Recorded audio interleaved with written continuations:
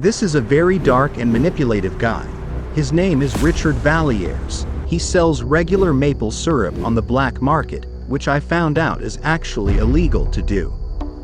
It is currently the year of 2007.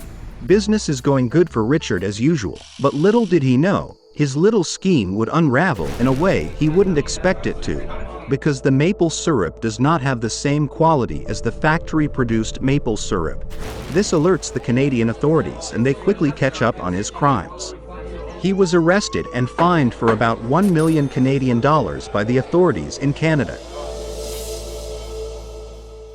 After this whole incident, Richard goes back to his normal life as a truck driver. Part of his job involves transporting goods including maple syrup. Using his contacts in the maple syrup industry, Richard gathers inside information from a man named Avik Caron. Avik Caron's wife is actually the co-owner of a company called Federation of Quebec Maple Syrup Producers, also known as the QMSP.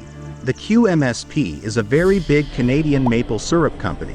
They are responsible for 72% of the whole world's maple syrup, exactly what Richard and Avik plan on stealing a piece of. Now you are probably wondering, why would someone steal maple syrup? Couldn't they steal gold or something? But you see, maple syrup is actually very valuable. Let me show you a quick comparison. In 2011, a barrel of crude oil costs $95, but a barrel of maple syrup costs $1,600, making maple syrup more valuable. And it's not just that, by weight, maple syrup costs $7 per kilogram, while gold costs $50 per kilogram, making maple syrup cost a quarter of the price of gold. So yeah, maple syrup is pretty expensive. With the help of Avik's insider knowledge, Richard realizes that the warehouse where the maple syrup is stored has no security at all. It has no guards, no cameras, no vaults, no alarms, and on top of that, the QSMP sends an inspector there only once a year.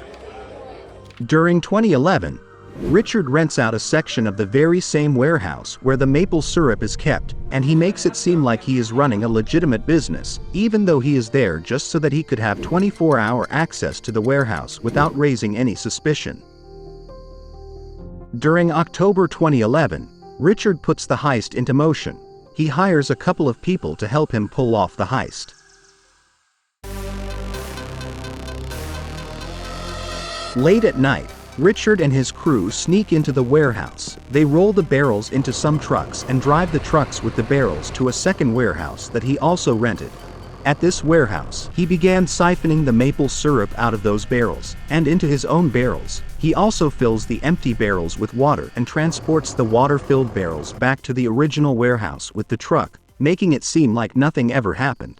This continues over the next few weeks. Eventually, Richard realizes that this method is a little too slow, so instead, he siphons the maple syrup directly from the barrels in the warehouse. Then his team would transport the filled barrels into trucks using forklifts. Then they fill the empty barrels with water.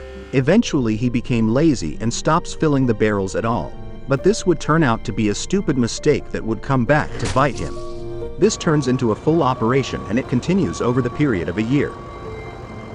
Over the same time period, Richard uses the black market network he built earlier in the video to move the maple syrup. He sells it to smaller businesses that act as a middleman. These businesses would often sell the maple syrup to buyers in the USA. To keep his tracks hidden, he forged paperwork and took cash payments. In total, Richard sold tons of maple syrup with a valuation of 18 million Canadian dollars, about 14 million US dollars. But it is alleged that he only got to keep 1 million Canadian dollars after paying everyone involved and after paying for all the additional costs of the heist.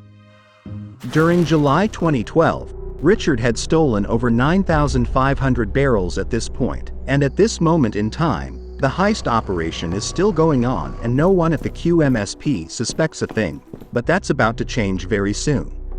Richard gets a word from one of his associates. He explains to Richard that the yearly inspection is scheduled to occur soon, earlier than anyone had expected, and to make things worse, they do not know the exact date of the inspection. This is a problem, because there are thousands of empty barrels in the warehouse. This thought haunts Richard every night he goes to bed. Then on a random day in July, it actually happens.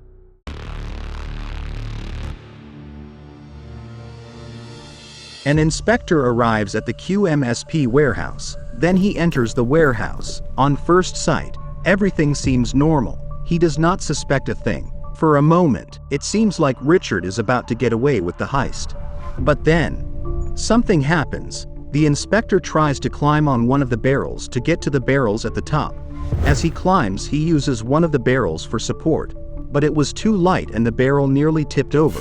This made the inspector slip. After the inspector regains his balance, he taps on the nearby barrels and notices that some of them are empty, and some of them have splashing water sounds in the barrel, which is unusual, because maple syrup is usually dense and does not splash. Then the inspector opens one of the barrels and finds it empty. He opens more and finds water inside. Some of the barrels even began to rust. The inspector immediately calls the QMSP. The QMSP instantly realizes what had happened and they immediately call the police. As soon as the police arrives at the warehouse, they begin an investigation. The police count all the stolen barrels and it totaled up to 9,571 barrels.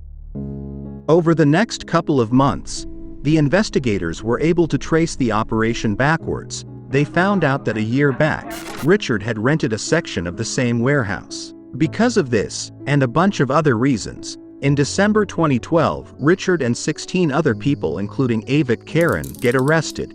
They were put on trial and eventually found guilty for theft, years later in 2016. The following year in 2017, Richard was finally sentenced to 8 years in prison. He was fined an additional 9.4 million Canadian dollars. If Richard is unable to pay the fine, he will face an additional 6 years in prison. Avik Karen received a sentence of 5 years and he was fined an additional 1.2 million Canadian dollars. By the way, this is what Richard and Avik look like in real life.